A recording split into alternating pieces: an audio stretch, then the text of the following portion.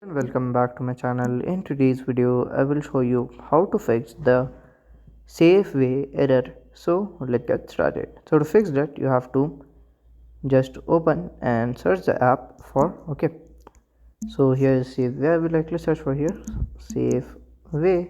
Here we can see. So to fix this error you have to press and hold it here.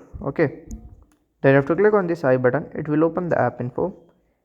Then here you have to scroll down and here you have to click on here as app detail in store. And you have to see for an update. If it show update you can update it. If you don't get the update, then you have to clear the data. Just go back once. Then here you have to click on the storage, then click on the clear storage, clear the data, and you can open the app again and you can use it. So by this way you can just do it. So if you find this video helpful, make sure you like, subscribe and share the video. Thank you for watching.